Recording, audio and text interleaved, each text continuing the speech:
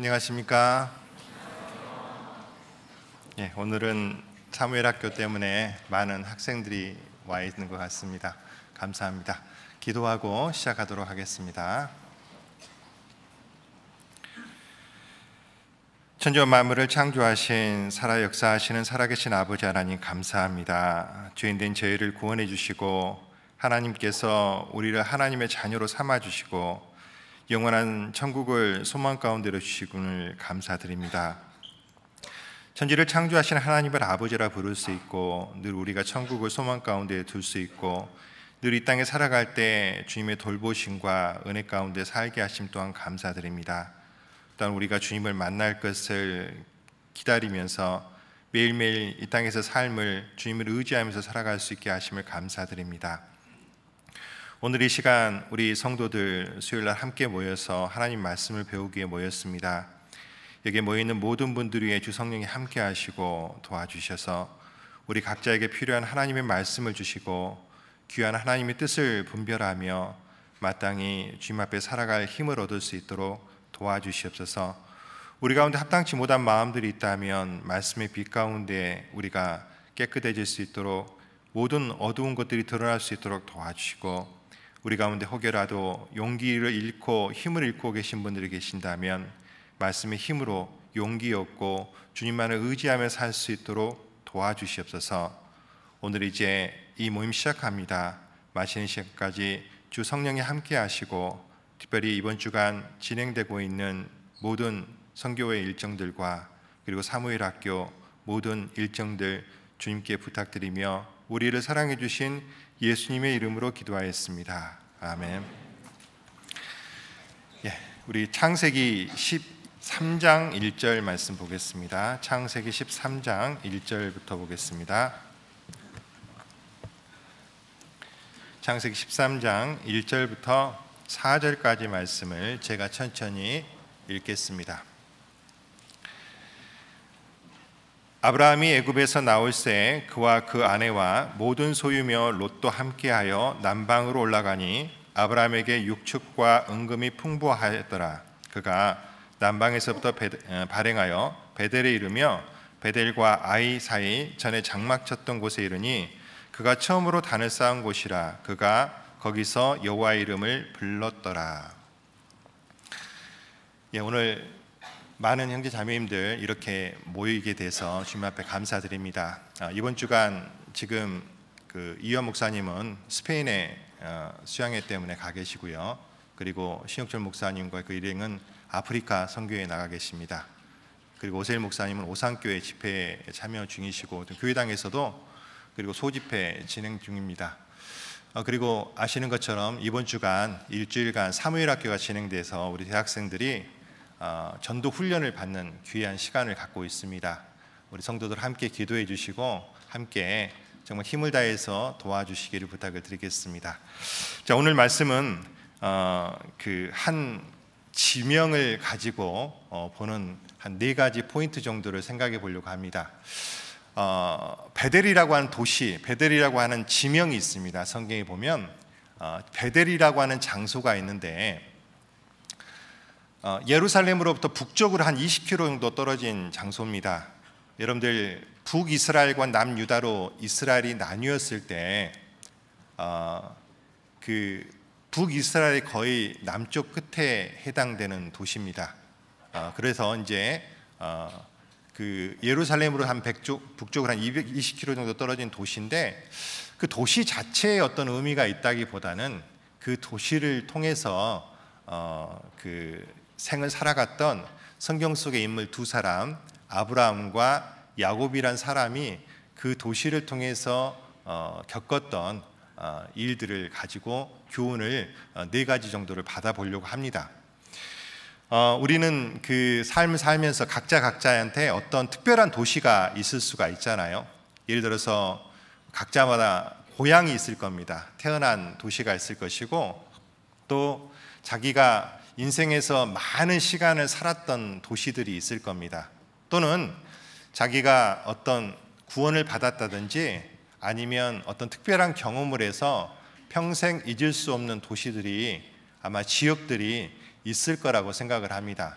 자기 인생 속에서 어떤 그런 큰 마음 속에 어떤 기억에 남을 만한 도시들이 있을 거라고 생각을 하는데, 특별히 아브라함이란 사람과 그리고 이 야곱이란 사람을 통해서 각각 그 인생 속에서 베델이란 도시가 갖는 의미에 대해서 한 4가지 정도로 생각을 해보려고 하는데, 먼저 이 베델이란 도시는요, 아브라함이 갈대아 우르에서 하나님의 명령을 받고 하나님의 말씀에 따라 아비집을 떠나서 가나안 땅에 이르러서 처음으로 하나님 앞에 단을 쌓고 하나님을 예배했던 장소가 베델입니다.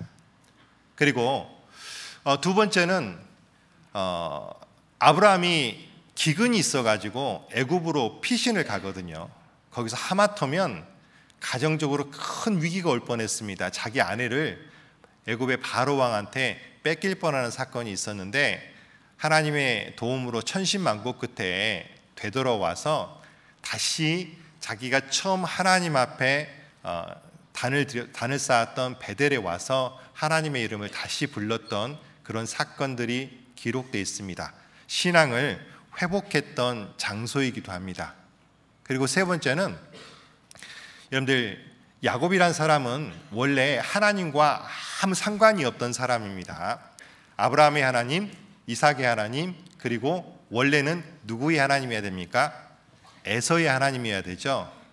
하나님과 아무 상관이 없던 야곱이 아브라함의 하나님, 이삭의 하나님, 야곱의 하나님이 됐습니다. 하나님과 아무런 상관이 없던 그가 정말 처음으로 하나님을 만난 곳이 바로 베델이란 곳입니다. 우리 찬송가에 보면 야곱이 잠 깨어 일어난 후 베고 있던 돌을 베개 삼아서 자다가 일어나서 그 돌을 세우고 하나님 앞에 서원했던 장소, 그곳이 베델입니다. 그리고 네 번째는, 야곱이란 사람의 삶을 끝내고 이제 이스라엘이라고 하는 사람으로 하나님께서 야곱의 이름을 중간에 이스라엘로 바꿔주셨잖아요. 야곱의 삶은 죽고 이스라엘이라고 하는 사람의 새로운 삶을 시작했던 장소가 또한 베델입니다. 어떤 그 도시 자체의 의미라기보다는 이 성경 속에 나타났던 두 사람의 그 삶의 어떤 터닝 포인트가 될 만한 그런 사건이 있었던 곳이라고 말하는 것이 오히려 더 적합할 거라고 생각합니다. 자, 오늘 우리가 이 아브라함과 야곱의 삶 속에서 나타났던 베델이란 도시 지역을 보면서 우리가 무엇을 생각해야 되냐면, 과연 그러면 나에게 베델은 어디에 있는가? 내 삶 속에서 주님을 처음 만났던 곳, 또는 한때 조금 실수해서 넘어졌지만 하나님 앞에 신앙을 다시 회복하고 하나님께 다시 신앙을 결심했던, 그리고 내가 정말 뜨겁게 하나님을 사랑했던 교회가 있던 곳, 사랑하는 형제 자매님들이 함께 있던 그곳이 어디일까? 여러분들의 베델은 어디십니까? 뭐 여기 서울중앙교회니까 인도권이라고 말한 분도 많이 계시겠죠. 그러나 각자 삶의 모습에 따라서 자기가 처음 구원을 받았던 교회는 여러 군데 있을 수 있으니까, 그리고 예를 들어서 처음 신앙생활을 했던 구역도 각자 다를 거라고 생각합니다. 저도요, 처음 신앙생활을 시작했던 곳의 첫 번째 구역 이름이 12구역이었는데 지금은 말도 안 되는 넓은 구역인데 그때가 제일 생각이 납니다. 아무튼 우리가 첫사랑을 했던, 그리고 하나님 앞에 신앙생활을 했던 그 장소에 얽힌 것들을 과연 나는 나의 베델이 어디인가를 한번 이 시간을 통해서 한번 생각해 봤으면 좋겠습니다. 먼저 첫 번째입니다. 하나님께서 아브라함에게 그 아비 집 갈대아 우르를 떠나서 하나님께서 지시할 땅으로 가라고 말씀하십니다. 그리고 아브라함이 처음 이르러서 하나님 앞에 단을 쌓았던 첫 번째 베델에 대해서 한번 생각해 보겠습니다. 창세기 12장 1절입니다. 제가 읽어보겠습니다. 여호와께서 아브라함에게 이르시되 너는 너희 본토 친척 아비 집을 떠나 내가 내게 지시할 땅으로 가라. 하나님께서 갈대아 우르에 살고 있던 그 아브라함에게 하나님께서 지시할 땅으로 가라고 명령을 하십니다. 그런데 성경은 이렇게 이야기합니다. 4절입니다. 같이 한번 읽어보겠습니다. 이에 아브라함이 여호와의 말씀을 쫓아갔고 롯도 그와 함께 갔으며 아브라함이 하란을 떠날 때 그 나이 75세였더라. 아브라함이 하나님의 명령을 근거로 성경에 보면은 여호와의 말씀을 쫓아갔다라고 되어 있습니다. 하나님께서 말씀하신 그대로 나이 75세에 보통 사람 같으면 어느 한 곳에 정착해서 안정되고 부유한 생활을 누리려고 했던 그 정도의 나이에 그 정도의 사람이 하나님께서 말씀하신 것을 쫓아서 자기 고향을 버리고 정말 듣도 보도 못한, 전혀 한 번도 가보지 못한 곳에 이르렀다고 성경은 이야기하고 있습니다. 자, 여기를 잡고 히브리서 11장을 보겠습니다. 히브리서 11장입니다.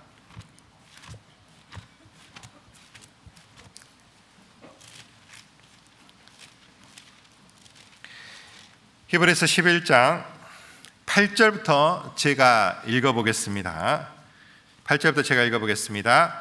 믿음으로 아브라함은 부르심을 받았을 때 순종하여 장래 기업으로 받을 땅에 나갈새 갈 바를 알지 못하고 나갔으며 믿음으로 저가 외방에 있는 것 같이 약속하신 땅에 우거하며 동일한 약속을 유업으로 함께 받은 이삭과 야곱으로 더불어 장막에 거하였으니. 이 보면 8절에 보면 아브라함이 하나님 앞에 부르심을 받았을 때 무엇으로 순종했다라고 되어 있냐면 믿음으로입니다. 믿음으로. 우리 히브리서 11장은 믿음장이잖아요. 아브라함이 하나님의 말씀을 쫓아서 갔다라고 창세기 12장에는 기록되어 있고, 그리고 히브리서 11장에는 믿음으로 아브라함은 부르심을 받을 때 뭐라고 됐습니까? 그 다음에 순종하여 장래 기업으로 받을 땅에 나갔세. 그 다음에 뭐라 같이 읽어보겠습니다. 갈 바를 알지 못하고 나갔으며. 여기 보면 믿음으로 순종하여 갈 바를 알지 못하고 나갔다, 이렇게 성경에 되어 있습니다. 이거 굉장히 중요한 이야기입니다. 여러분들, 진정한 신앙이라고 하는 것은 말씀이 머릿속에서 맴도는 것으로 끝나면 안 됩니다. 사실 우리는 많은 것을 알고 있습니다. 그렇지 않습니까? 가끔씩 우리 전도인실에 있다 보면 전화가 올 때가 많습니다. 서울중앙교회 식구들뿐만 아니라 전국에서 전화가 옵니다. 아니, 서울중앙교회가 아니신데 왜 전화를 하셨어요? 라고 말하면 대부분 그런 분들은 본인의 신분과 소속 교회를 밝히지 않습니다. 담임 목사님한테 했다간 아무래도 좀 안 좋을 것 같아서 하는 경우도 많이 있는데, 근데 그 중에 진짜로 여러 가지로 어려운 문제가 있어서 이렇게 전화를 하신 분도 많이 계시지만 때로 가끔씩은요 이런 경우가 있었습니다. 제가 거의 1시간을 통화를 했는데 저는 그 1시간 중에서 한 3분 정도 말을 했을 것 같아요. 나머지 57분은 혼자 문제를 이야기하고 쭉 서술을 한 다음에 그 다음에 본론과 결론까지 다 이야기해요. 그리고 됐습니다 하고 끊으셔요. 좋게 생각하면 이야기하시고 싶을 곳이 필요해서 전화를 하는 경우도 있고, 또 다르게 생각한다면 그분은 답을 모르는 게 아니에요. 그렇죠? 답을 모르는 게 아닌데 다만 그것을 행할 때 그 행하는 것이 두렵기도 하고 겁이 나기도 하고 한 번쯤은 좀 확인을 해보고 싶은 마음도 있으시리라고 생각합니다. 절대 나쁜 쪽으로 생각하는 게 아니라 좋은 쪽으로 생각을 하면 그렇습니다. 그래서 정말로 한 시간 내내 하다 보면 여기가 뜨겁습니다, 여러분들. 그리고 정신도 휑 하고요. 그렇거든요. 그런데 그럼에도 불구하고 자기가 서론, 본론, 결론까지 다 내리고 그리고 끊을 때 보면 몰라서 한 건 아닐 텐데, 대부분 신앙생활을 이제 시작하신 분들이 아니라면, 그래도 교회를 정말 몇 년 동안 다니시고 교제를 몇 년 동안 하신 분들이라면 대부분 말씀을 어느 다른 교회 성도들보다도 우리 교회 성도들이 잘 아십니다. 그거에는 동의하시죠? 정말 말씀은 잘 아시잖아요. 근데 문제는 그것이 말씀에 의지해서 발걸음을 내딛는 것이 생각보다 쉽지가 않습니다. 저도 아침마다 고민을 합니다. 아침마다 잠이 깨면 바로 무릎을 꿇어야 되는데 그게 잘 안 돼요. 어디로 갈까요? 거실에 다시 누워서 밀린 잠을 계속 잘 때가 많습니다. 내 머리로는 지금 이 시간 무릎을 꿇고 주님께 하루를 기도해야 돼. 그러나 내 몸은 어떻게 하죠? 조금 더 잤으면 좋겠어. 여러분들, 비단 이게 저의 모습만은 아닐 거라고 생각을 합니다. 저녁도 마찬가지죠. 내가 오늘 하루를 하나님 앞에 정리를 하고 그리고 하나님께 기도하고 그리고 하루를 마무리했으면 좋겠는데 침대가 나를 부르잖아요. 어서 와, 어서 와, 어서 와서 누워. 뿐만 아니라 우리는 성경 속에 있는 많은 이야기들을 사실은 알고 있습니다. 그러나 그것을 단지 머릿속의 어떤 이론으로만, 말씀으로만 알고 있다면 그 말씀은 결코 생명력을 갖기 힘듭니다. 그렇지 않습니까? 신앙이라고 하는 것이 생명력을 갖기 위해서는 믿는 대로 행하는 것이 있습니다. 믿는 대로 행해야 신앙이 힘을 얻게 됩니다. 실제로 아브라함은요, 지체 없는 순종을 했습니다. 아브라함은 하나님께서 말씀하실 때 그 믿음으로 순종하여 갈 바를 알지 못하고 갔다. 성경은 그렇게 이야기합니다.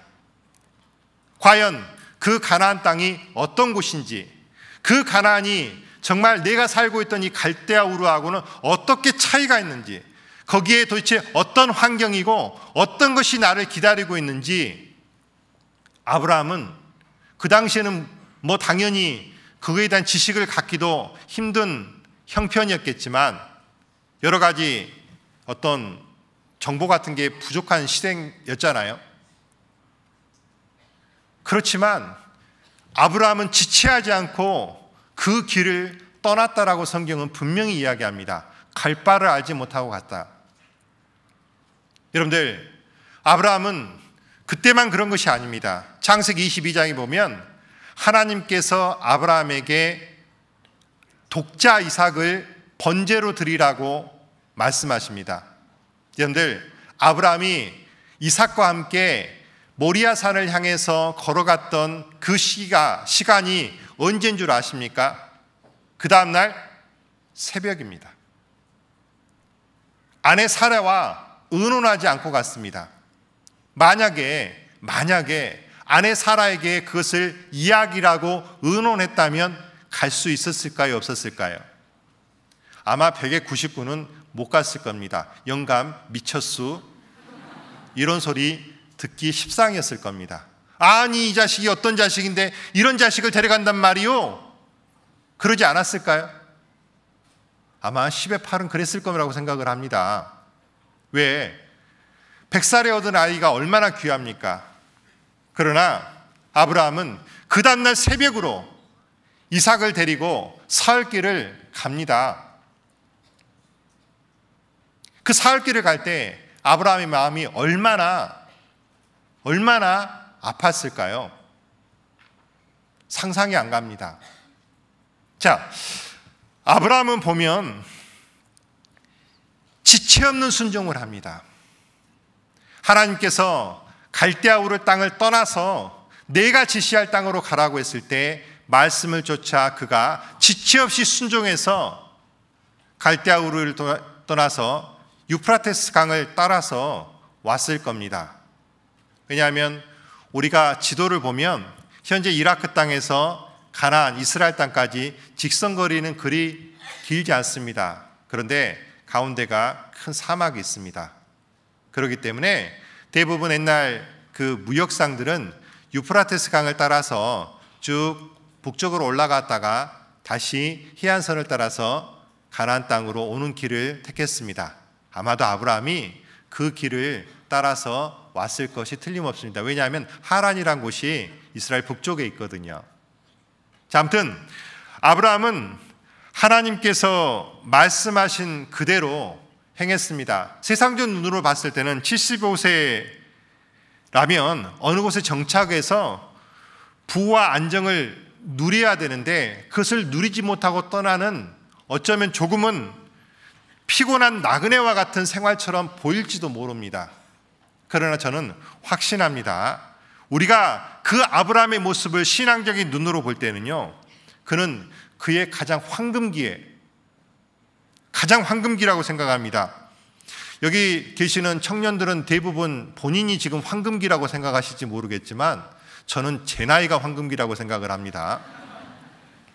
20대가 좋은 건 사실입니다. 그러나 인생의 진짜 황금기는 지금 제가 살고 있는 나이 같아요. 제 착각인지 모르겠지만.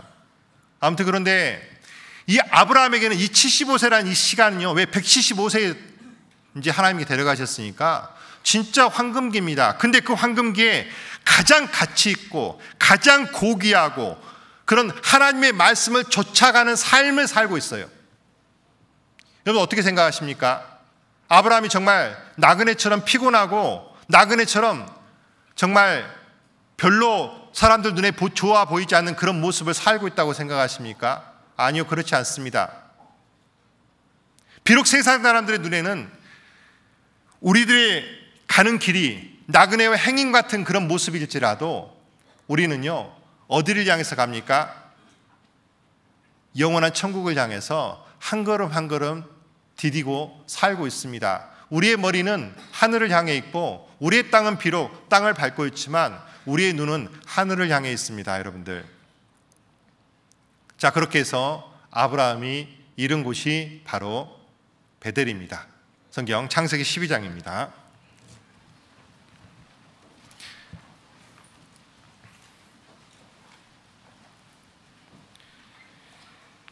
7절, 8절 말씀 제가 읽겠습니다. 창세기 12장 7절, 8절입니다.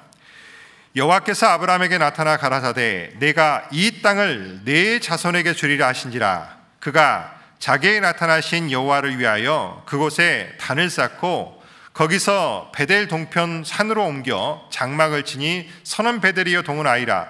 그가 그곳에서 여호와를 위하여 단을 쌓고 여호와 이름을 부르더니 점점 남방으로 옮겨갔더라. 자, 아브라함이 하나님께서 지시할 땅으로 와서 하나님 앞에 처음으로 단을 쌓고 여호와 이름을 부른 곳이 바로 베델과 아이 사이 베델입니다. 단을 쌓다는 것은 하나님 앞에 아마도 그 헌신하는 제물을 가지고 제사를 드렸을 것이고, 여호와 이름을 불렀다는 것은 뭘 의미합니까? 하나님 앞에 하나님을 찬양하며 하나님을 예배하며 하나님께 감사하며 하나님께 기도했다. 즉 내가 하나님께서 지시하는 곳으로 왔습니다. 얼마나 긴 여정이었겠습니까? 그런데 하나님께서 지시하는 곳으로 내가 드디어 도착을 했습니다. 하나님께서 이곳으로 나를 오게 하셨습니다. 하나님 앞에 처음으로 단을 쌓은 곳이 바로 베델입니다.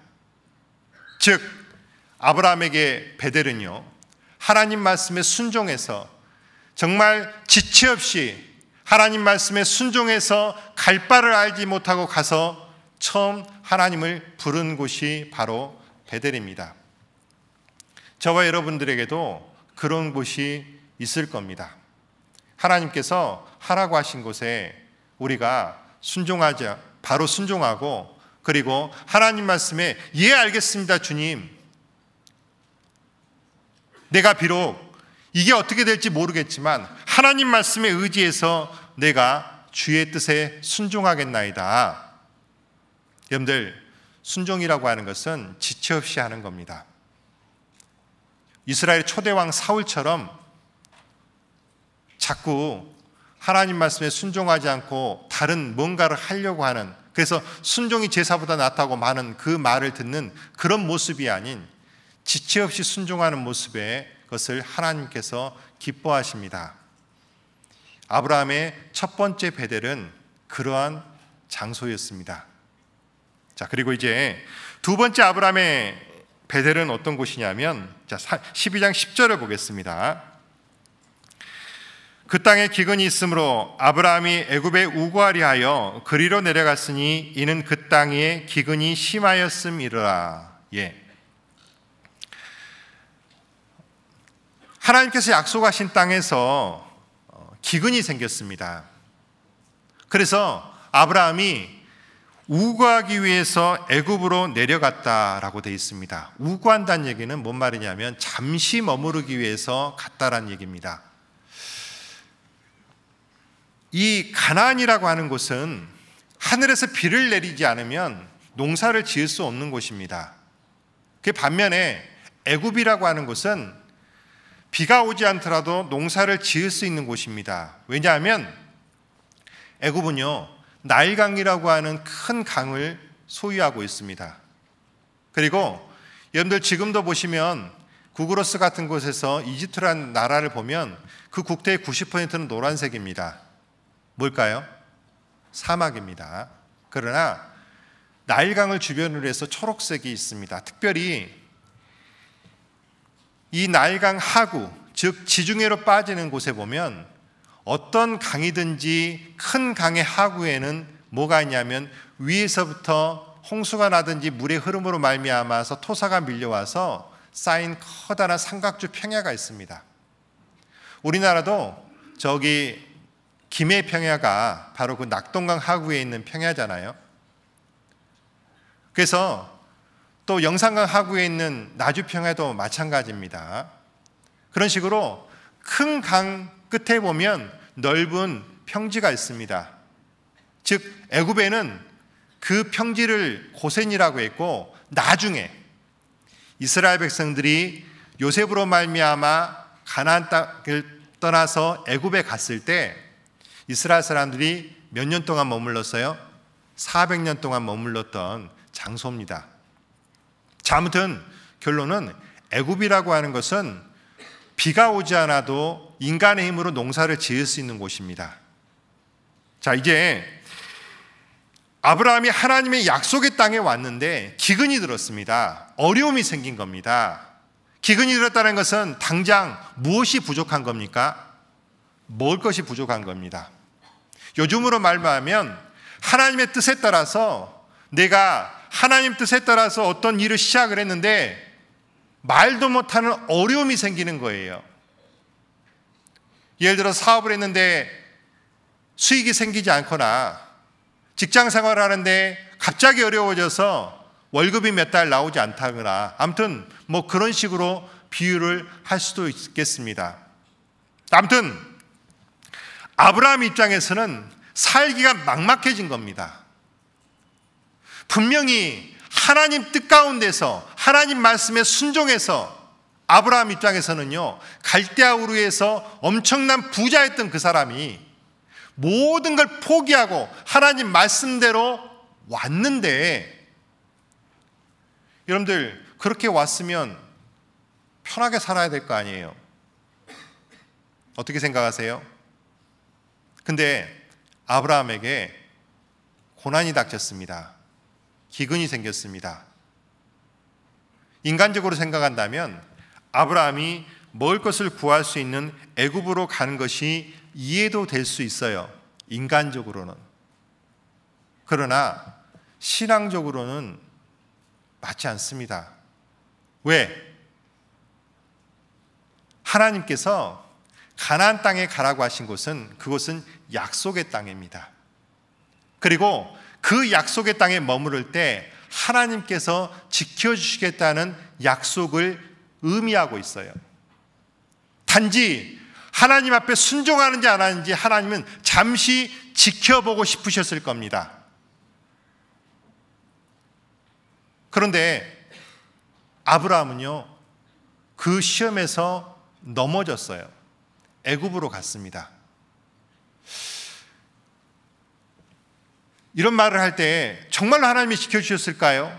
라고 말하는 사람을 위해서 참고로 아들 이야기를 잠깐 해보겠습니다. 아브라함의 아들 이삭 이야기를 잠깐 한번 보겠습니다. 창세기 26장입니다. 똑같은 상황이 벌어지거든요. 창세기 26장입니다.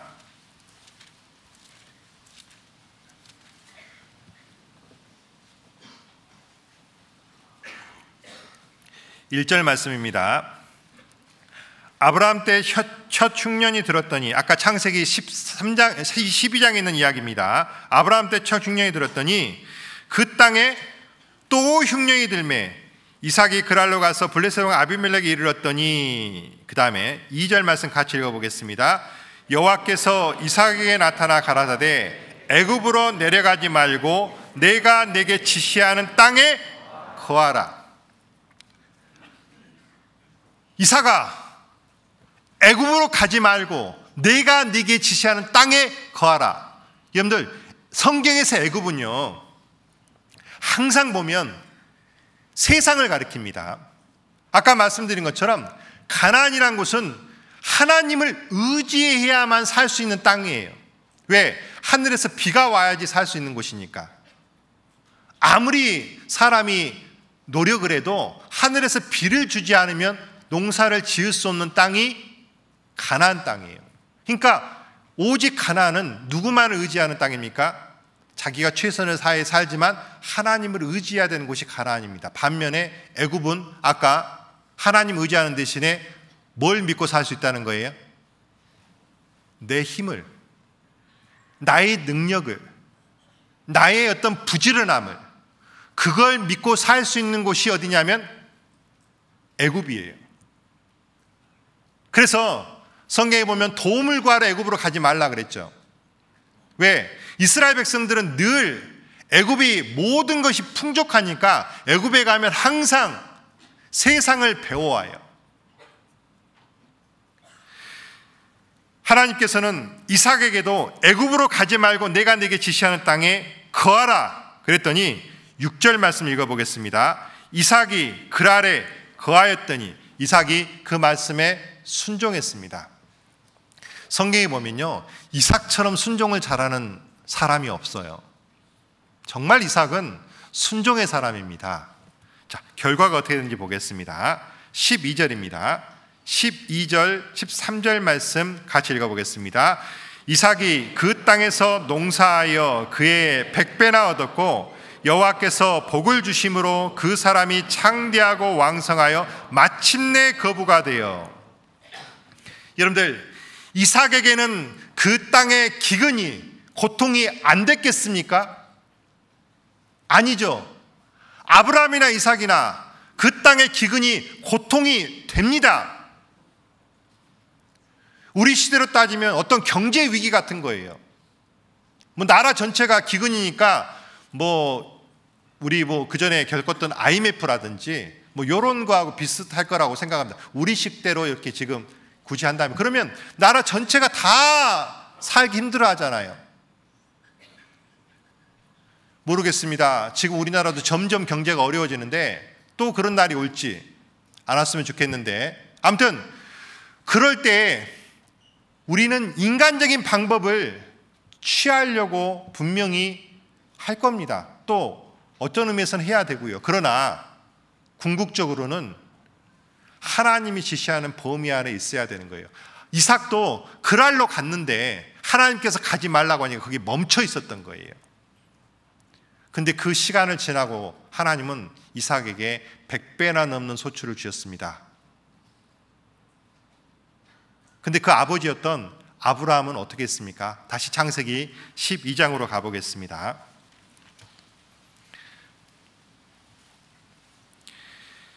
다시 10절 말씀 보겠습니다. 그 땅에 기근이 있으므로 아브라함이 애굽에 우거하려 하여 그리로 내려갔으니 이는 그 땅에 기근이 심하였습니다. 그가 애굽에 가까이 이를 때 그 안에 사례들의 말하되 나 알기에 그대는 아리따운 여인이라. 자, 이때부터 문제가 생깁니다. 분명히 자기 수단과 방법으로 애굽에 갔는데 자기 아내가 너무 예쁜 거예요. 그래서 뭐라고 시키죠? 그냥 내 여동생이라고 그래라. 그러면서 그 뒤에 보면 그 이야기를 믿고 하마터면 바로가 너무 예쁘니까 이 궁으로 불러들이려고 하잖아요. 하나님께서 특별한 방법으로 지켜주지 않았더라면 아브라함의 가정은 완전히 풍비박산이 날 뻔했습니다. 여러분들, 이런 아브라함 믿고 살만 하시겠어요? 우리 자매님들. 우리 자매님들이 남편이 어디 가서 어깨들을 만났는데 내 여동생이라 그래 하면 나 맞을 것 같아. 그러면 그 남자 믿고 살겠어요? 참, 그런데 사라는 주로 섬겼다고 하는 거 보면 참. 아무튼 아브라함이 하나님께서 정말 특별한 방법으로 보호해 주셨기 때문에 애굽에서 나옵니다. 그렇죠? 천신만고 끝에 나와요. 그리고 그가 다시 어디로 돌아오냐면 이렇게 돌아옵니다. 13장 3절입니다. 13장 3절 4절 말씀 제가 읽겠습니다. 그가 13장 1절에 보면 아브라함이 애굽에서 나올새, 애굽 돌아 나왔잖아요. 다시 3절. 그가 남방에서부터 발행하여 베델에 이르며 베델과 아이 사이 전에 장막 쳤던 곳에 이르니, 그 다음에 4절 말씀 같이 읽어보겠습니다. 그가 처음으로 단을 쌓은 곳이라 그가 거기서 여호와의 이름을 불렀더라. 여러분들, 아브라함이 처음으로 단을 쌓은 곳, 그곳에서 다시 여호와의 이름을 불렀다는 얘기 무슨 뜻일까요? 아브라함이 육신적인 모습 때문에 잠시 넘어진 겁니다. 신앙적으로.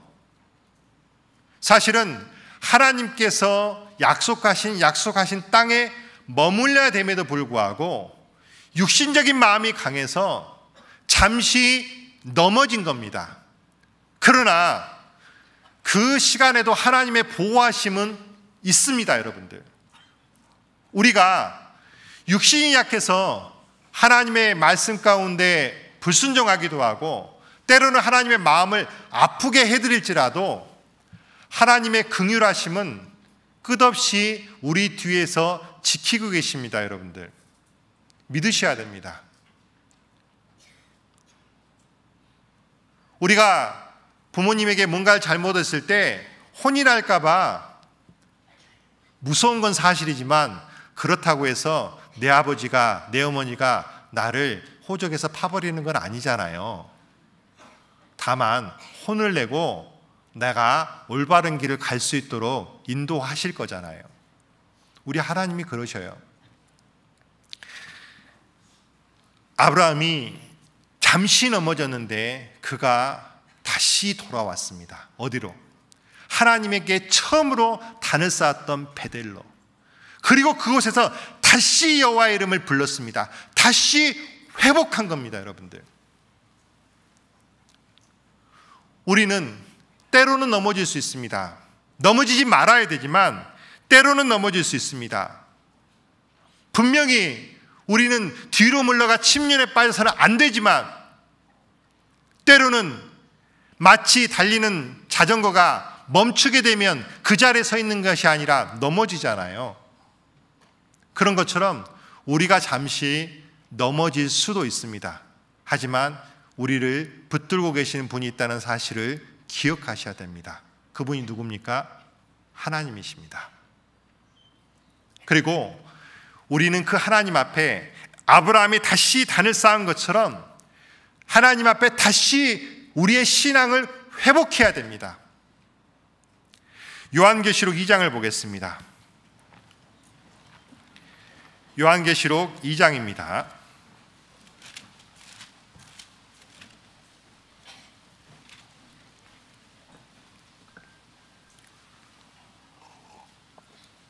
4절 5절 말씀 제가 읽겠습니다.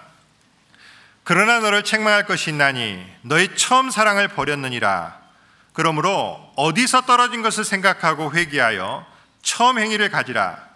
만일 그리하지 아니하고 회개치 아니하면 내가 내게 임하여 내 촛대를 그 자리에서 옮기리라. 아시아 7개 교회 가운데 에베소 교회에 보낸 성령의 편지입니다. 에베소 교회 성도들이 모든 면에서 하나님 앞에 온전하고 좋은 교회였는데 어느 틈에 모든 행위는 그대로 남아있습니다. 항상 똑같이 봉사하고 여러 가지 일을 하며 정말로 모든 교회 일들이 지나가는데 그들의 마음속에 뭐가 사라졌습니까? 뜨거움이 사라졌습니다. 그 설레임이 사라졌습니다. 사랑이 사라졌습니다. 그래서 하나님께서 그들에게 말씀하시기를 어디서 떨어진 것을 생각하고 회개하여 처음 행위를 가지라. 여러분들 어디서 떨어진 것을 생각하라고 되어 있습니다. 여러분들 존 버니이 쓴 철로역정에 보면 이런 이야기가 나옵니다. 기독도가 양의 문을 통과할 때, 예수 그리스도의 십자가의 문을 통과할 때 그 등 뒤에는 지고 있던 큰 커다란 죄짐이 벗어집니다. 그리고 이제 천성길을 향해서 갑니다. 그때 전도자가 이르기를 이 기독도에게, 크리스찬에게 내가 그러면 어떻게 해야 저 천성까지 길을 잃지 않고 올바르게 갈 수 있겠소? 라고 물어봤을 때 이 전도자는요, 그 크리스찬에게, 기독도에게 이렇게 말합니다. 어떤 길을 가라고 말하면 가다 보면 갈래길이 많이 나올 것이요. 이게 어느 길이 옳은 길인지 모르겠으면 그 길을 비교해 봐서 어느 쪽으로 가라? 좁은 길로 가시오. 넓은 길 말고 좁은 길로 가시오. 사람들이 많이 가는 길 말고 좁은 길로 가시오. 그 좁은 길을 계속해서 선택하다가 보면 그 끝에 어디가 있을 것이요? 천성이 있을 것이요. 그 이야기를 듣고 기독도는 천성을 향해서 갑니다.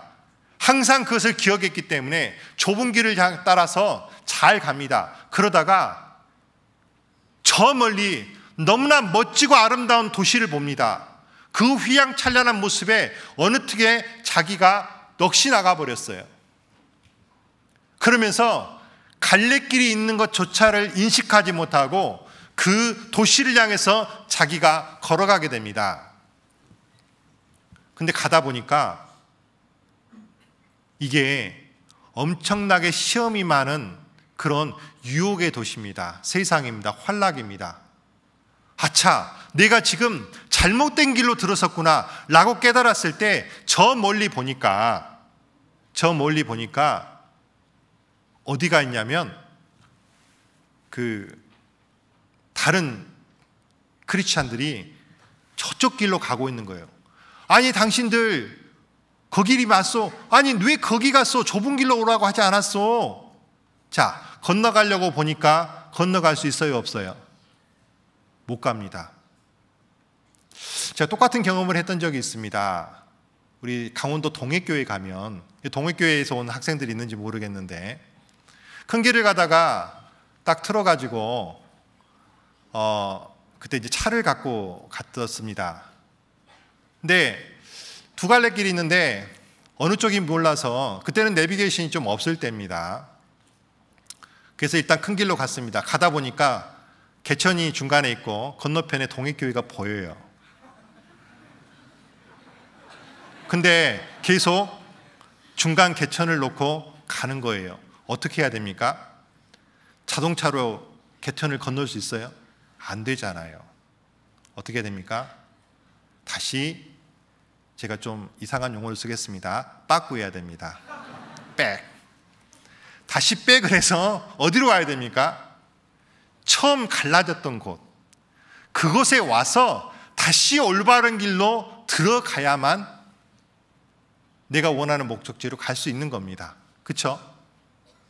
하나님은 네가 분명히 하나님께서 원하신 길에서 떨어졌거들랑 어떻게 하라고 되어 있습니까? 네가 어디서 떨어진 것을 생각해봐라. 내가 언제부터 떨어졌던가, 언제부터 내가 하나님으로부터 떨어졌던가 생각해봐라.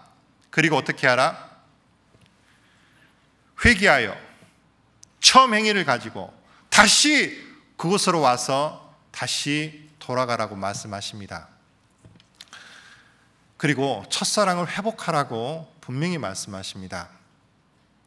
아브라함이 잠시 넘어졌지만 그가 그의 사랑을 회복했던 곳이 바로 베델입니다.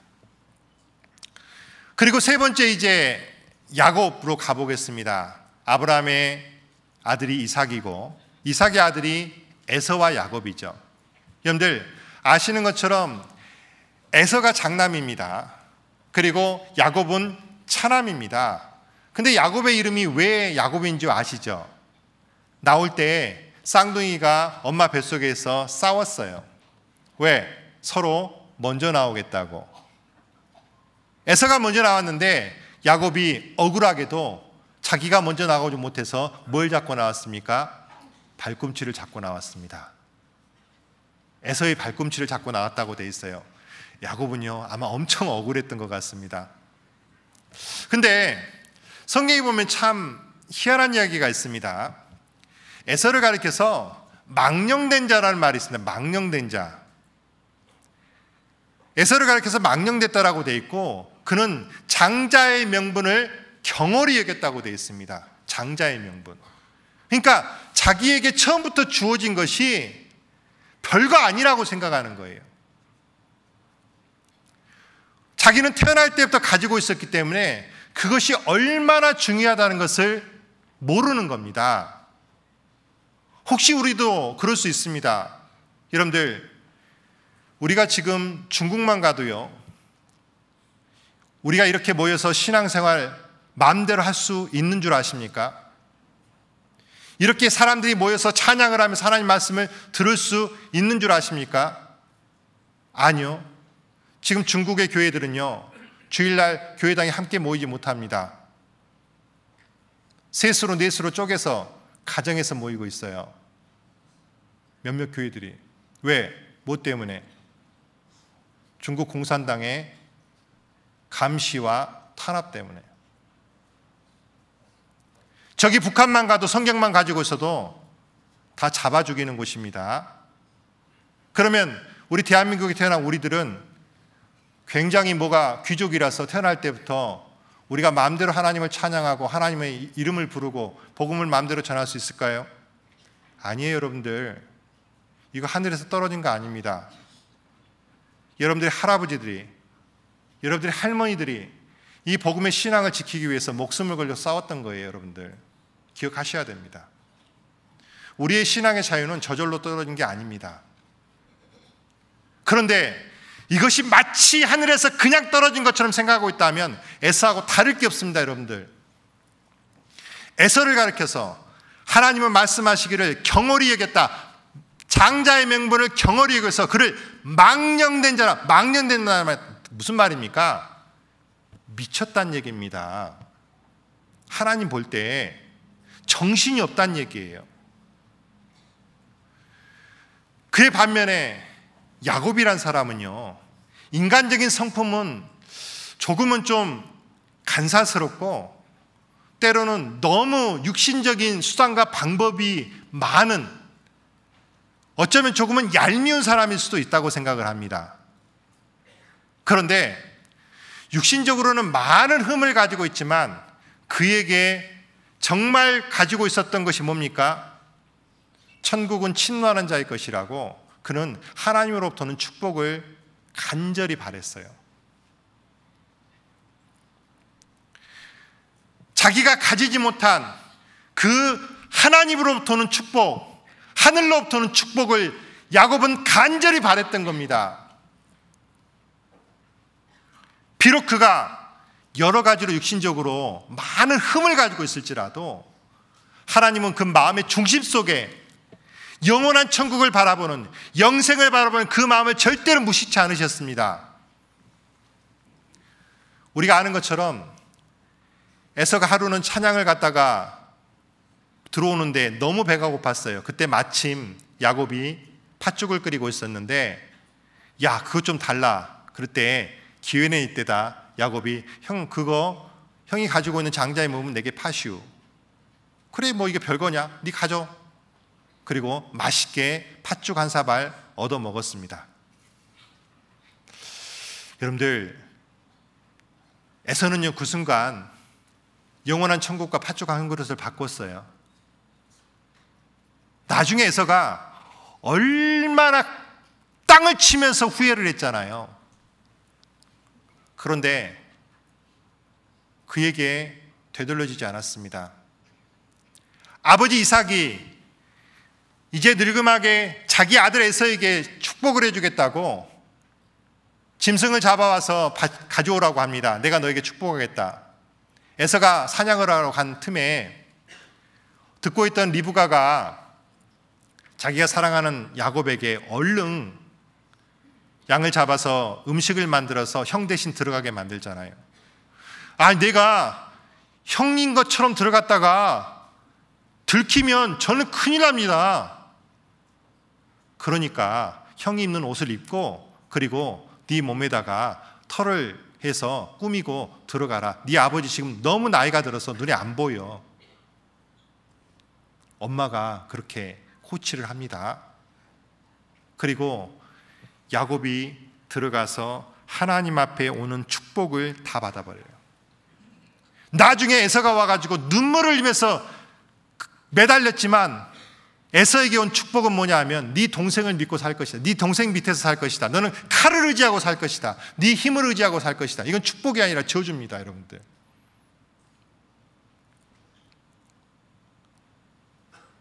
자, 그런 사건이 있은 후에 아시는 것처럼 에서가 어떤 걸 되뇌입니까?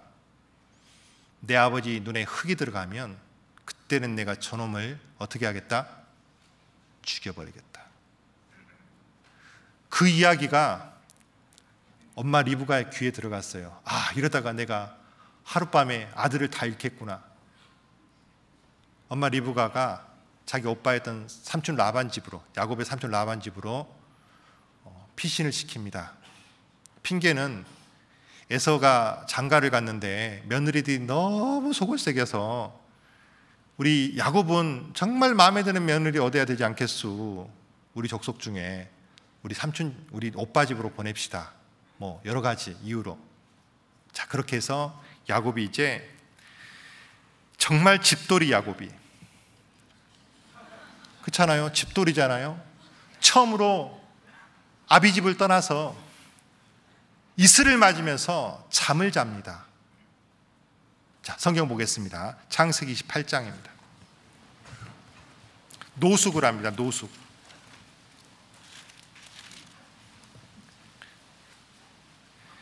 창세기 28장 10절부터 제가 읽어보겠습니다. 창세기 28장 10절입니다. 야곱이 브엘세바에서 떠나 하란으로 향하여 가더니 한 곳에 이르러는 해가 진지라. 거기서 유숙하려고 그곳에 한 돌을 취하여 배기하고 거기 누워 자더니 꿈에 본즉 사닥다리가 땅 위에 섰는데 그 꼭대기가 하늘에 닿았고 또 본즉 하나님의 사자가 그 위에서 오르락 내리락 하고 또 본즉 여호와께서 그 위에 서서 가라사대. 자, 13절 14절 그 다음부터 같이 읽어보겠습니다.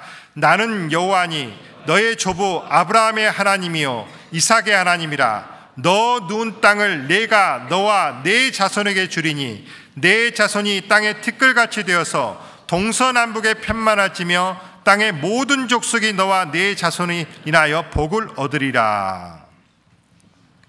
여러분들, 야곱이 꿈을 꿨습니다. 삼촌 집을 가다가 브엘세바는 한참 밑에 있는 곳인데 그곳에서 북쪽을 향해서 가다가 한 곳에 머물러서 날이 저물어서 집에서 자지 못하고 아마도 이슬을 맞으면서 잠을 잤을 겁니다. 슬펐겠죠. 우리 학예 수양회 때 그 3, 4학년부터 이렇게 따로 부모한테 재우잖아요. 첫날 보면 가끔 눈물을 흘리는 애들이 있습니다. 엄마가 보고 싶어요 이러면서. 그런 심정이 아니었을까. 근데 두 번째 날부터는 잘 있어요. 또 우리 여기 형제들 군대에 가서 훈련소에서 첫날 누워서 잘 때 혹시 이런 심정이 아닐까요? 엄마, 아빠 보고 싶어요. 아무튼 야곱이 정말로 즐겁지 않은 심정으로, 어쩌면 굉장히 우울한 심정으로 잠을 잤을 겁니다. 근데 꿈속에서 놀라운 걸 봤습니다. 뭡니까? 나는 여호와니 너의 조부 아브라함의 하나님이요 이삭의 하나님이라. 너의 누운 땅을 내가 너와 네 자손에게 주리니. 여러분들, 이 전까지는 야곱이라고 하는 사람은 하나님과 상관 있는 사람이에요, 없는 사람이에요? 하나님과 아무 상관이 없던 사람이에요. 하나님과 아무 상관이 없던 사람인데 그 사람에게 누가 나타났습니까? 하나님이 나타났습니다. 그리고 말씀하십니다. 아브라함의 하나님이요 이삭의 하나님이요 그리고 야곱의 하나님이다. 너의 후손에게 복을 줄 것이다. 야곱 너에게, 형 에서가 아니라 너에게. 하나님이 나의 하나님이 된 거예요. 정말로 처음으로 하나님을 만난 겁니다, 여러분들. 여러분들 기억나십니까? 구원받은 그 시간, 그 순간을 저는 너무나 생생하게 기억이 납니다. 1984년 12월 23일입니다. 성도 교제밤 하루 전날이었습니다. 1시간 동안 저를 상담해 주신 분이 아주 지겹게 속죄 제사에 대해서 설명을 하셨습니다. 양 잡는 이야기를. 너무 지겹더라고요. 근데 이게 또 헷갈려가지고 자꾸 앞에 가서 물어보고 오셔요. 근데 1시간 동안 깨달은 게 있습니다. 아, 이스라엘 백성들은 양을 잡아서 죄를 사함을 받았구나. 근데 그게 나하고 무슨 상관이 있지? 1시간 듣고 나서의 심정이었습니다. 왜냐하면 죄 때문에 마음이 답답하잖아요. 그런데 요한복음 1장 29절에 보라, 세상 죄를 지고 가는 하나님의 어린 양이로다. 저는 다른 뜻이 아니라 어린 양이란 말이 마음에 확 들어왔습니다. 왜? 1시간 동안 배웠던 양이 누구라고요? 예수님이라고요. 1시간 동안 속죄제사에 드렸던 그 양이 누구라고요? 예수님이라고요. 그리고 그분은 세상 죄를 지었는데 그 세상 죄에 내 죄가 있다는 거예요. 그때부터 그 뒤로 1시간은요 스펀지로 모든 걸 빨아듯이 모든 게 다 알아졌어요. 참 신기하대요. 여러분들, 그날 하나님이 나의 하나님이 됐습니다. 나는 하나님의 자녀가 되었고 하나님은 나의 아버지가 되셨습니다. 그전에는 하나님은 나에게 심판 주시고 나는 하나님 앞에 뭐였습니까? 죄인이었습니다. 하나님은 두려우신 분이었고 하나님은 나의 죄를 용서치 않은 심판자이셨습니다. 하지만 내가 주님을 처음 만난 그날 하나님은 나에게 뭐가 되셨습니까? 아버지가 되셨습니다. 그리고 나는 하나님의 자녀가 되었습니다. 그날 내가 하나님을 처음 만난 겁니다. 그날이 놀랍고 놀라운 기쁜 날, 놀라운 날이었네는 은혜찬송 91장이고 기쁜 날은 찬송가 210장인가 그럴 겁니다. 아마 209장이던가 헷갈리네요. 그날이었어요. 너무너무 감사한 날. 우리 다 그런 날이 있잖아요. 내가 그리스도의 사랑을 깨달은 그날부터 주님 안에서 하나님의 자녀가 되어서 하나님의 아들로서 이 땅에 살아갈 수 있잖아요. 야곱에게는 하나님을 만난 그날이 언제입니까? 바로 이 날이에요. 물론 야곱이 형한테 장자의 명분을 산 것도 그 전이고 아버지의 축복을 받은 것도 그날이 그 전이지만 하나님께서 야곱의 앞에 나타나셨을 때 야곱은요 너무너무 감격했을 겁니다. 그리고 그가 잠이 깨서 일어나 보니까 꿈이잖아요. 자, 이렇게 이야기합니다. 18절부터 제가 읽어보겠습니다. 야곱이 아침에 일찍 일어나 베개하였던 돌을 가져 기둥으로 세우고 그 위에 기름을 붓고 그곳의 이름을 뭐라고 했습니까? 베델이라 하였더라. 이 성의 본 이름은 루스더라. 야곱이 선하여 가로되 하나님이 나와 함께 계시사 내가 가는 이 길에서 나를 지키시고 먹을 양식과 입을 옷을 주사 나로 평안히 아비 집으로 돌아가게 하오시면 여호와께서 나의 하나님이 되실 것이요 내가 기둥으로 세운 이 돌이 하나님의 전이 될 것이요 하나님께서 내게 주신 모든 것에서 10분의 1을 내가 반드시 하나님께 드리겠나이다 하였더라. 야곱이 한 돌을 베고 잠을 잤던 그 장소, 그 꿈을 꿨던 그 장소가 어디라고요?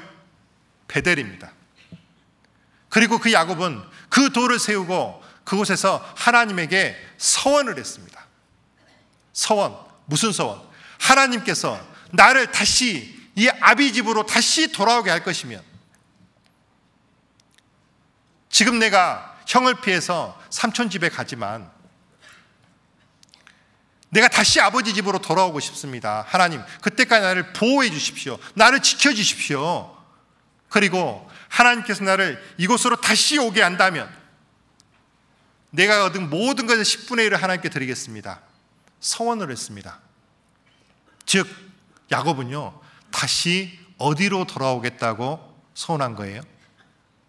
다시 베델로 돌아와서 아비 집, 그 조상이 하나님에게 약속받은 가나안 땅에 오겠다라고 하나님 앞에 서원을 한 겁니다. 즉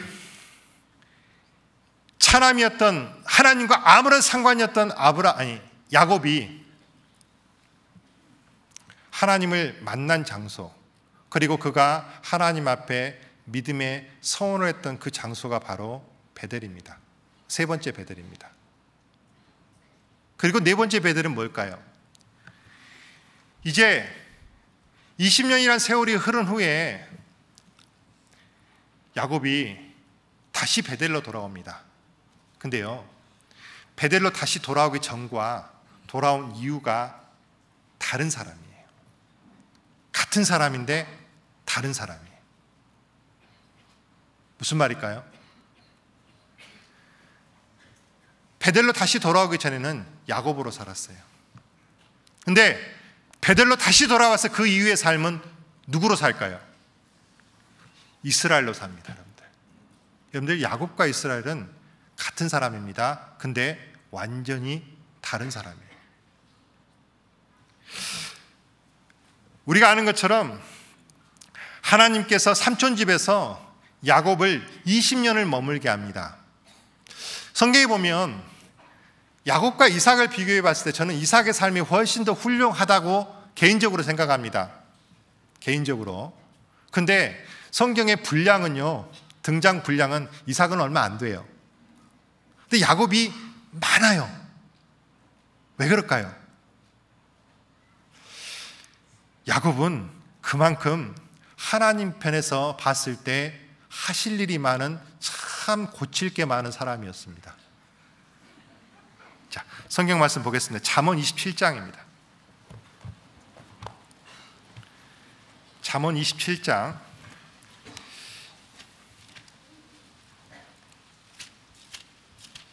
22절입니다. 잠언 27장 22절 말씀, 자, 같이 크게 읽어보겠습니다.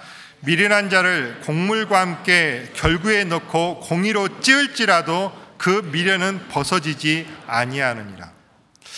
우리 대학생들이 이 말씀을 이해를 할 수 있을지 모르겠어요. 절구에다가 쌀을 넣고 밀을 넣고 쪄본 걸 본 적이 있으세요? 근데 없으시죠? 참 고민입니다. 그냥 깨끗하게 도정돼서 포장된 쌀만 먹어봤지, 원래 쌀은 배에서 나올 때는 큰 이렇게 껍질이 있습니다. 겨라고 하죠. 쌀겨, 왕겨라고 하면서 겨라고 하는데, 그게 있는 상태로는 절대로 우리가 먹을 수가 없습니다. 지금은 이제 정미소에서 그거를 아주 쫙 깎아가지고 이렇게 나오기 때문에 우리는 쉽게 참 좋은 세상에 살고 있어가지고 먹는데, 과거에는 멀리도 아닙니다. 제가 어렸을 때만 하더라도 그랬습니다. 집에 가면 전부 다 절구통이 있었습니다. 돌로 만든 절구통. 그리고 이만한 절구 방망이 있었죠. 공이가 있어가지고 넣고 쪄요. 벗기는 겁니다. 그리고 그것을 떠가지고 채로 채질을 합니다. 그러면 가벼운 겨우는 전부 날아가고 무거운 쌀은 점점 안으로 들어와요. 근데 그 중에 꼭 몇 개가 있습니다. 안 벗어진 거. 꼭 있어요. 그거 어떻게 해야 될까요? 자, 이 보면 미련한 자를 곡물과 함께 절구에 놓고 공의로 찔지라도 그 미련은 벗어지지 아니하느니라. 야, 이 쪘는데도 안 벗어지면 어떻게 하라는 거야 도대체? 자, 여러분들 야곱이란 사람은요 굉장히 잔머리에 능한 사람입니다. 그렇죠? 자기의 수단과 방법과 혈기가 많은 사람이고 아주 좋은 의미에서는 굉장히 능력 있는 사람이었음에 틀림없어요. 그래서 자기 형을 속였고 그 다음 또 누구를 속였습니까? 자기 아버지를 속였습니다. 근데 우리나라에 좋은 속담이 있습니다. 자, 걷는 자 위에 뭐가 있습니까? 뛰는 자가 있고 뛰는 자 위에 뭐가 있습니까? 나는 자가 있습니다. 뛰는 놈 위에 나는 놈이 있다. 누가 그러더라고요. 나는 놈 위에 붙어가는 놈이 있다고. 비행기에 딱 붙어가면 어렵지 않게 이동할 수 있다고. 그것도 맞는 방법이에요. 자, 아무튼 야곱이란 사람은 형을 속였고요. 그리고 아버지를 속였는데 문제는 자기보다 훨씬 고단수 사람 밑으로 들어가게 된 겁니다. 하나님이 넣어놨어요. 누굽니까? 라반이죠.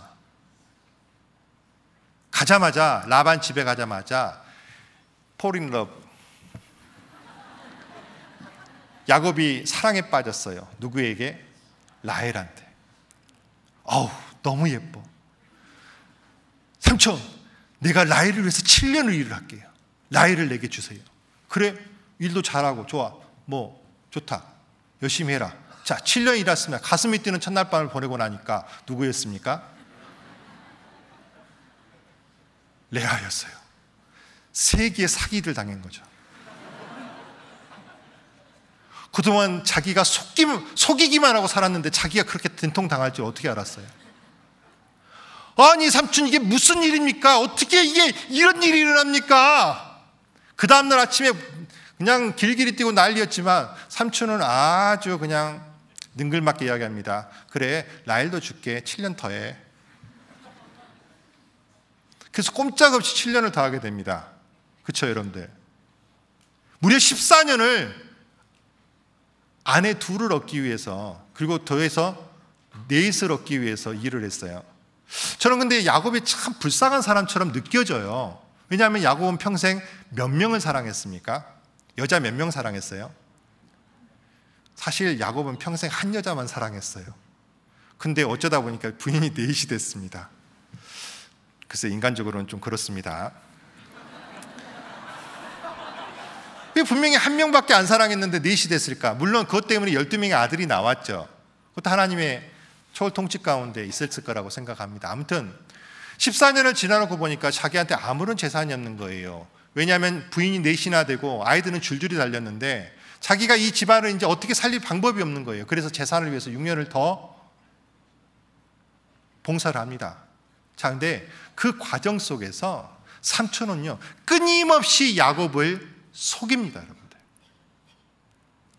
자, 성경 보겠습니다. 창세기 31장입니다.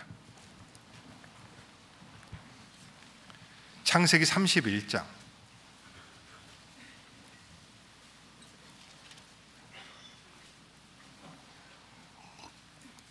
6절 7절 말씀은 제가 읽어보겠습니다.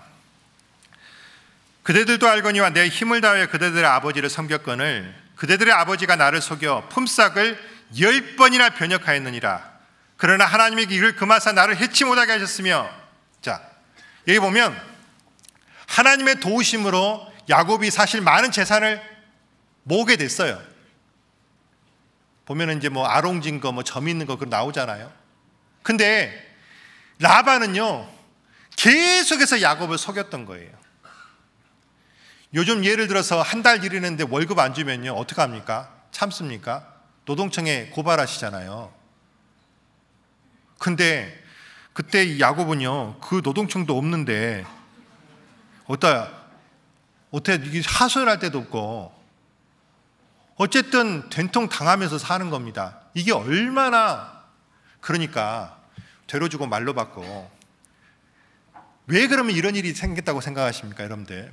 여러분들, 야곱이란 사람이 영원한 천국을 사모했기 때문에 하나님께서 그것을 귀하게 보셔서 그에게 천국을 허락해 주셨어요. 하지만 야곱의 그 윤관적인 모습으로는 하나님 앞에 쓰임받지 못하는 겁니다, 여러분들.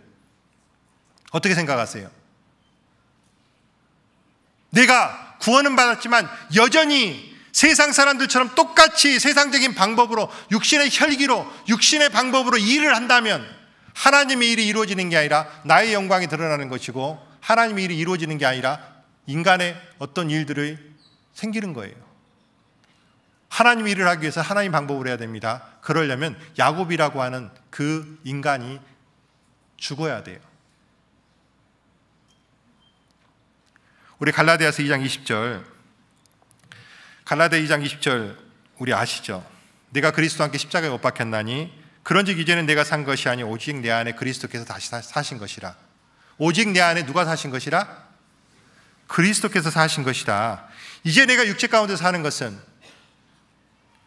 나를 사랑하사 나를 위하여 자기 몸을 버리신 하나님의 아들을 믿는 믿음 안에서 사는 것이라. 정말로 내 안에 그리스도가 살고 계십니까? 아니면 여전히 내가 살고 계십니까? 여전히 내가 이 안에서 꿈틀거리고 있다면 나는 야곱이에요. 아직도.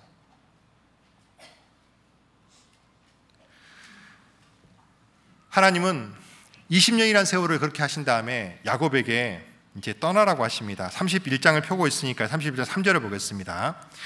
여호와께서 야곱에게 이르시되 내 조상의 땅 곧 내 족속에게로 돌아가라. 내가 너와 함께 있으리라 하신지라. 11절에도 보면 꿈에 하나님의 사자가 내게 말씀하시기를 야곱아 하시기로 내가 대답하기를 여기 있나이다 하며 가라사대 내 눈을 들어보라. 13절 말씀 같이 읽어보겠습니다. 나는 베델 하나님이라. 내가 거기서 기둥에 기름을 붓고 거기서 내게 서원하시니 지금 일어나 이곳을 떠나 내 출생지로 돌아가라 하셨느니라. 하나님이 20년 만에 야곱에게 다시 돌아가라고 하십니다. 그리고 말씀하시기를 네 서원대로 해라. 여러분들, 서원이라고 하는 것은 반드시 해야 되는 것입니다. 서원이라고 하는 것은요, 함부로 하면 안 되는 것입니다. 우리 민수기에 보면, 민수기 30장 2절에 보면요, 서원이라고 하는 것은 인간이 반드시 해야 되고, 전도서 5장에도 보면 사람이 하나님 앞에 함부로 말을 하지 말라고 돼 있어요. 그리고 시편 15편에도 보면 해로울지라도 서원한 것을 지킨다고 돼 있습니다.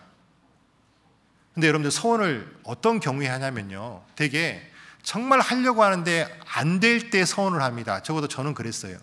그렇기 때문에 서원을 하고 나서도 끊임없이 유혹이 와요. 분명히 내가 하나님 앞에 서원을 했는데 끊임없이 유혹이 옵니다. 에이, 그거 안 해도 돼. 근데 성경은 말합니다. 그럴 거면 아예 처음부터 서원하지 말라고 돼 있어요. 시간이 많이 부족해서 민수기 30장과 전도서 5장을 꼭 읽어보십시오. 서원에 대해 나옵니다. 야곱은요, 하나님 앞에 서원을 했습니다. 그리고 하나님 말씀대로 야곱이 돌아갑니다. 그런데 야곱의 마음속에 늘 걸리는 게 있습니다. 누굽니까? 에서입니다. 형한테 죽을 것 같거든요. 가는 도중에 어쩐가 보려고 자기 종들을 보내봤는데요, 32장 6절입니다. 32장 6절 말씀 제가 읽어보겠습니다. 사자들이 야곱에게 돌아와 가로되 우리가 주인의 형 에서에게 이른즉 그가 400인을 거느리고 주인을 만나려고 오더이다. 형 에서가 몇 명 데리고 온다고요? 400명. 이거 만나러 오는 거예요? 죽이러 오는 거예요? 에서가 몇 명 종들하고 오는 게 아니라 400명 데리고, 이거 군대예요, 군대. 와, 이때부터 야곱이요, 7절 보십시오. 야곱이 심히 두렵고 답답하여 자기와 함께한 종자 양과 소와 약대를 두 떼로 나누고 가로되 에서가 한 떼를 치면 남은 한 떼는 피하리라고 막 그러면서 하나님 그러거든요. 자, 그리고 이제 자기의 모든 재산을 둘로 나누고 그리고 야복강 건너편에서 자기의 아내와 자식들을 다 건너편으로 보냅니다. 자, 어떤 순서로 보냅니까? 성경 보면 참 재밌어요. 안 이쁜 순서대로 보내요. 자기가 좀 안 이쁜 순서대로 앞으로 세우고. 자, 근데 자기는 끝까지 어디에 남냐면 야복강 건너편에 남지 못하고 남아있어요. 자, 그날 이렇게 이야기합니다. 자, 창세기 32장 24절부터 제가 읽어보겠습니다. 야곱이 홀로 남았더니 어떤 사람이 날이 새도록 야곱과 씨름하다가 그 사람이 자기가 야곱을 이기지 못함을 보고 야곱이 환도뼈를 치매 야곱이 환도뼈가 그 사람과 씨름할 때 위골되었더라. 그 사람이 가로되 날이 새리하니 나로 가게 하라. 야곱이 가로되 당신이 내게 축복하지 아니하면 가게 하지 아니하겠나이다. 그 사람이 그에게 이르되 내 이름이 무엇이냐? 그가 가로되 야곱이니이다. 그 사람이 가로되 내 이름을 다시는 야곱이라 부를 것이 아니요 이스라엘이라 부를 것이니 이는 내가 하나님과 사람으로 더불어 이겼음이니라. 자, 이 천사가 누구냐면 주님입니다. 뒤에 보면은 내가 하나님을 봤는데 하나님과 대면에서 봤는데 내 생명이 보존됐다고 되어 있거든요. 밤새도록 씨름했다고 되어 있는데 호세아 12장에 보면요 울면서 간구했다 기도했다라고 되어 있어요. 그러니까 야곱은요 하나님 앞에 매달리면서 자기의 생각과 능력을 가지고 하나님 앞에 축복 얻어보려고 길을 쓰고 매달렸어요. 근데 아무리 매달려도 자기 형 에서가 자기를 죽이지 않는다는 확신이 안 오는 거예요. 이대로 가면 형한테 맞아 죽을 것 같아요. 그 야곱이 정말 자기의 모든 수단과 능력과 혈기를 가지고 매달렸는데 안 되잖아요. 그때 하나님께서 야곱의 환도뼈를 쳐버렸습니다.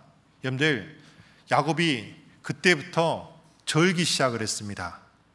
야곱이 모습이 바뀐 거예요. 무슨 말입니까? 더 이상 자기 생각, 자기 능력을 의지하지 않고 오직 하나님만 의지하는 모습으로 바뀐 겁니다, 여러분들. 그 모습으로 바뀌었을 때 하나님께서 비로소 그에게 약속을 해주셔서 축복을 해주셨습니다. 야곱은요 그 전까지 비록 20년이라는 세월을 삼촌 집에서 보냈지만 여전히 내가 남아있는 사람이에요. 여전히 내 수단이 남아있는 사람입니다. 여전히 내 방법이 남아있습니다. 아까 자기 재산과 자기 아내와 자기 자식들을 보낸 걸 보면 알잖아요. 여전히 자기 수단이 남아있잖아요. 그러나 그 최후에 그의 환도뼈가 어디냐면 여기 골반 쪽이거든요. 힘줄이 끊어지니까 그때부터 야곱은요 그 전까지 야곱은 둘러로처럼 양을 치고 다니면서 뛰어다녔던 야곱일 텐데 그 순간부터 야곱은요 어떤 야곱이냐면 장애인이 된 겁니다. 다리를 젖게 됐어요. 그 전에 야곱은 오직 자기 수단과 방법만을 의지하는 사람이었는데 그 이후에 야곱은 어떤 사람입니까? 하나님의 축복이 없으면 절대로 움직이지 못하는 하나님만 전적으로 의지하는 사람이 됐습니다. 형을 만났어요. 아무 일 없었잖아요. 그리고 형이 빨리 가자 그러니까 아닙니다. 천천히 갈게요. 자, 근데 참 희한한 거는요. 여러분들 그렇게 간절히 기도하고 하나님 앞에 축복을 받고 하나님의 약속을 받았는데 문제는 그러면 그 서원을 이루어야 될 거 아닙니까? 하나님 앞에 드린 서원이 뭐예요? 베델로 돌아가는 거잖아요. 근데 형이 딱 사라지고 자기의 어떤 그 인생 최대의 어떤 문제가 싹 해결되고 나니까요 야곱이 베델로 가지 않고 중간에 세요. 어디로 가냐면 자 33장 16절부터 제가 읽어보겠습니다. 이날에 에서는 세일로 배정하고 야곱은 숫곳에 이르러 자기를 위하여 집을 짓고 짐승을 위하여 우릿간을 지은 거로 그 땅의 이름을 숫곳이라 부르더니 야곱이 밧단 아람부터 평안히 가나안 땅 세겜성에 이르러 성 앞에 장막을 치고 그 장막 친 밭을 세겜의 아비 하몰의 아들 손에서 은 100개로 사고 거기 단을 쌓고 그 이름을 엘릴로헤이 이스라엘이라 하였더라. 자, 이스라엘 하나님, 이스라엘 하나님 이 뜻이죠. 야곱이란 사람의 신앙에 분명히 한 단계 업그레이드된 것만은 사실입니다. 그러나 야곱이요, 보세요. 우리가 정말 막 너무너무 큰 어떤 어려움이 있을 때 하나님을 붙들고 막 살려달라고 막 부르짖고 막 합니다. 저도 그래 본 적 있어요. 근데 딱 그거 해결되면요, 참 희한합니다. 화장실 들어갈 때하고 나올 때하고 마음이 달라져요. 그러면 하나님 앞에 간절히 기도했을 때 했던 그것들을 이루어야 될 거 아닙니까? 근데 야곱이요, 이제 좀 살만해지니까 쌍 옆으로 샜습니다. 여러분들 베델로 안 갔어요. 바로 그 뒤에 보면 34장에 딸 디나가 아주 부끄러운 일을 당합니다. 우리가 외면상으로 본다면 처녀 디나가 호기심 때문에 그 찾아갔다가 정욕을 이기지 못한 그 세겜이라고 하는 청년이 충동적으로 어떤 범행을 한 거라고 생각을 하는데, 실제로는요, 여러분들 그 사건의 배후에는 사랑하시는 자를 채찍질하시고 징계하시는 하나님이 계십니다. 왜요? 야곱이 그가 돌베개를 베고 잠을 자면서 베델에서 서원을 했잖아요. 하나님께서 나를 아비 집으로 무사히 오게 할 것 같으면 내가 이곳에서 하나님을 섬기고 내가 11조를 드리겠다고 말씀했는데 야곱은요, 안 가는 거예요. 중간에 딱 멈춰버렸습니다. 왜? 게으름 때문일까요? 아니면 잠시 잊어버렸을까요? 아니면 마음이 놓여버렸을까요? 혹시 우리 가운데 그런 분들 계시죠? 우리 여기 많은 어르신들 중에 우리 딸 시집 보내달라고 막 하나님 앞에 간절히 몇 년 동안 기도했는데 시집 딱 가고 난 다음부터 기도 안 하신 분들 계시죠? 좋은 형제 나타나가지고. 또 우리 아들 뭐 해달라고 간절히 기도했는데 딱 이루어지고 난 다음부터 룰루랄라 하시는 분들 안 계십니까 혹시? 하나님, 내가 이것만 해주면 정말로 하나님 앞에 온전하게 살겠습니다라고 온갖 간절한 마음으로 기도했던 것, 그 순간만큼은 틀림없이 진실이었을 거예요. 근데 웬일인지 그것이 하나님께서 내게 은혜를 주셨으면, 그러면 우리는 그 은혜를 받은 만큼 하나님 앞에 약속했던 것 행해야 될 거 아닙니까? 근데 왜 우리의 육신은 그렇게 금방 잊어버리죠? 야곱의 디나 사건은요, 야곱의 딸 디나 사건은 그 사건입니다. 하나님 앞에 그 성원을 온전히 이루지 않으니까 하나님께서 야곱을 징계하시기 위해서 보낸 사건이에요. 여러분들 야곱은 그것 때문에 얼마나 가슴이 아팠을까요? 자기 사랑하는 하나밖에 없는 딸이에요. 얼마나 처량하게 살았을까요? 그 딸이. 야곱은 아마 두고두고 후회를 했을 겁니다. 내가 그때 바로 베델로 갔었더라면 하나님께서 이러니까지 안 주셨을 텐데. 혹시 야곱은 나중에 후회하지 않았을까요? 분명히 후회했을 거라고 생각합니다. 그러나 그때도 역시 하나님께서 놀라우신 방법으로 야곱과 그 가족들을 보호해 주셨습니다. 그리고 나서 창세기 35장입니다. 이제 비로소 1절 말씀입니다. 하나님이 야곱에게 이르시되 일어나 베델로 올라가서 거기 거하며 내가 내 형 에사의 낯을 피하여 도망갔을 때 내게 나타난 하나님께 거기에서 쌓은 단을 쌓으라 하신지라. 자, 야곱이 그때부터 다시 일어나가지고 진즉 형 에서를 만나고 헤어진 다음에 바로 내려갔어야 돼요. 근데 34장을 겪고 나서 35장에 비로소 일어나가지고 어떻게 합니까? 자, 너희 의복을 다 바꾸고 몸을 정결케 하고 너희가 혹시 가지고 있는 이방 신상은 전부 다 상수리나무 아래 밑에 버려라. 깨끗하게 하고 우리가 베델로 올라가자. 자, 3절입니다. 우리가 일어나 베델로 올라가자. 나의 환난 날에 내게 응답하시며 나의 가는 길에서 나와 함께 계신 하나님께 내가 거기서 단을 쌓으려 하노라. 하나님께서 이 야곱과 그 가족이 가는 그 길에 주변 모든 백성들에게 두려움을 줘가지고 어느 누구도 그 길을 가는 것을 방해를 못하게 하셨습니다. 그리고 야곱은요 다시 베델로 갑니다. 그가 처음 하나님을 만났던 곳. 그리고 그 20년이라는 세월을 지나면서 야곱은요 더 이상 야곱이 아닙니다. 이때부터 뭡니까? 이스라엘이에요. 봅시다. 10절입니다.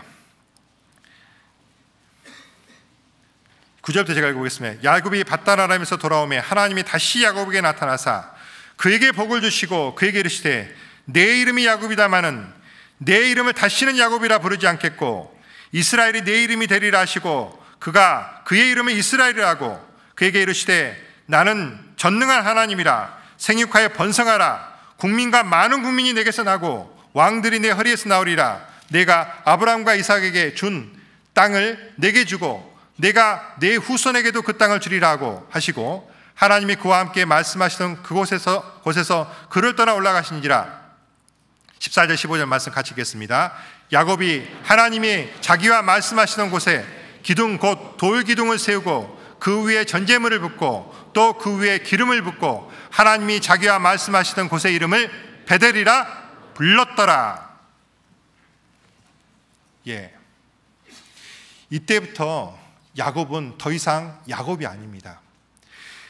하나님은 야곱의 모습을 없애기 위해서 20년이 필요했던 거예요, 여러분들.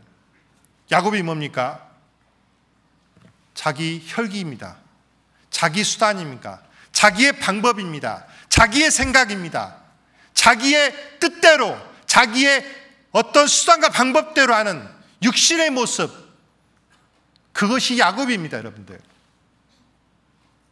근데 하나님은 야곱의 환도뼈를 침으로 말미암아 하나님을 의지하지 않으면 절대로 축복받지 못한 사람으로 만드셨어요. 그리고 잠시 디나 때문에 징계도 받긴 했지만 그러나 야곱은요 더 이상 야곱이 아니라 이스라엘로 살게 됩니다, 여러분들. 이스라엘은요 하나님만 의지하는 사람이에요.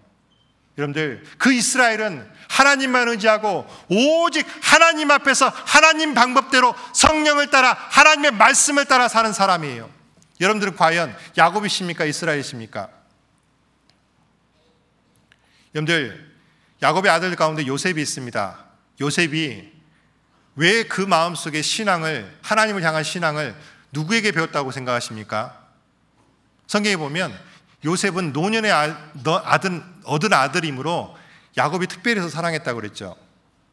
저는 이렇게 생각이 들어요. 위에 10명의 형들은요 자기가 어렸을 때 아버지랑 같이 있을 때 그때 아버지는 야곱이었어요. 근데 요셉은 자기가 어렸을 때 아버지가 누구였을까요? 이스라엘입니다. 창세기 39장 봐볼까요? 37장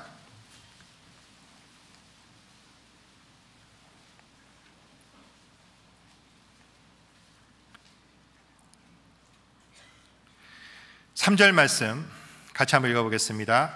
요셉은 노년에 얻은 아들이므로 이스라엘이 여러 아들보다 그를 깊이 사랑하여 위하여 채색옷을 지었더니. 요셉은 노년에 얻은 아들이므로 누가? 이스라엘이.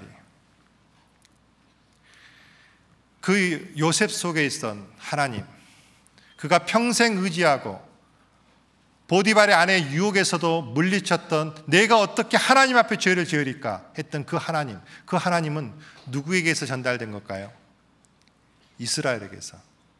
그러면 여기 계신 여러분들 혹시 내 자녀는 나에게서 야곱을 보고 있습니까? 이스라엘을 보고 있습니까? 나에게서 과연 야곱의 모습을 보고 있습니까? 내가 내 자녀에게 이스라엘의 모습을 보여주고 계십니까? 내가 정말 하나님 앞에 이스라엘이라는 삶이 우리 성도에게도 똑같이 있는 두 가지 삶입니다. 야곱의 삶. 야곱의 삶도 역시 하나님의 보호 아래 사는 것은 마찬가지예요. 하나님의 보호하심이 있습니다. 하지만 육신적인 욕망이 강하기 때문에 속이는 자, 야곱의 모습입니다. 그러나 이스라엘은 뭡니까? 하나님과 늘 더불어 사는 축복을 누리는 그런 삶이에요. 야곱은 베델에서 그 삶을 다시 시작했던 겁니다. 오늘 4가지 베델을 봤습니다. 하나님의 말씀을 쫓아 이르렀던 장소에서 처음 단을 쌓은, 아브라함이 단을 쌓은 베델, 그리고 잠시 기근으로 애굽으로 내려갔다가 넘어졌지만 다시 신앙을 회복해서 다시 하나님 앞에 단을 쌓았던, 아브라함이 단을 쌓았던 베델.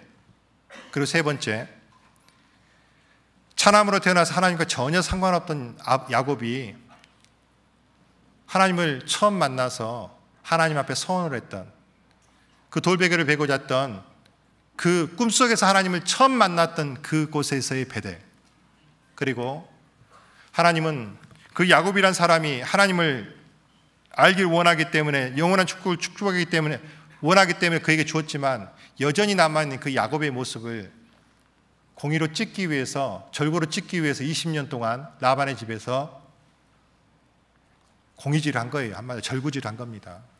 그리고 더 이상 야곱이 아닌 이스라엘로에서의 새로운 삶을 새로 시작했던 베델.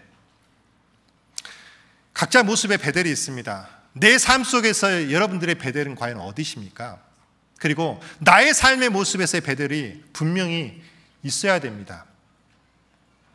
아브라함과 야곱에게 나타났던 그 베델이 내 삶 속에도 있어야 됩니다. 분명히 내가 세상 가운데에서 하나님을 모르고 살았던 나지만, 내가 하나님을 알게 되고 하나님 앞에 내 마음과 생각을 바로 세우며 하나님을 온전히 따라가는 그 삶 속에서의 베델. 그곳이 꼭 어떤 장소가 아니더라도 어떤 계기라든지 어떤 순간이라든지 어떤 삶의 어떤 포인트가 되기를 진심으로 바라겠습니다. 왜? 우리는 하나님 앞에 즐겁게 하나님을 기쁜 모습으로 만나야 되기 때문에 그렇습니다. 주님 오실 날이 얼마 남지 않았습니다. 주님 우리 곧 만날 겁니다. 그래서 자지 말고 깨어서 죽은 자 가운데 일어나서 우리가 일해야 될 겁니다. 기도하겠습니다.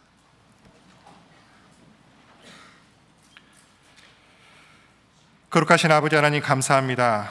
오늘 이 시간 베델을 통해서 우리에게 주신 교훈을 대해서 배웠습니다.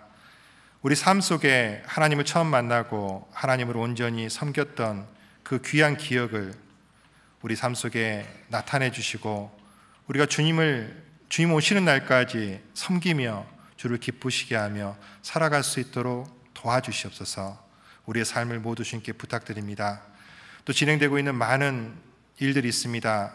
사무엘 학교, 그리고 우리 앞에 있는 학예 수양회 주 성령께서 인도하셔서 우리를 통해 많은 영혼들에게 주의 복음을 전하며 하나님의 교회가 부흥하며 융성해질 수 있도록, 이 신앙의 자유를 지킬 수 있도록 하나님께서 지켜주시고 도와주시옵소서. 모든 걸 주께 감사드리며 우리를 사랑해 주신 예수님의 이름으로 기도하였습니다. 아멘.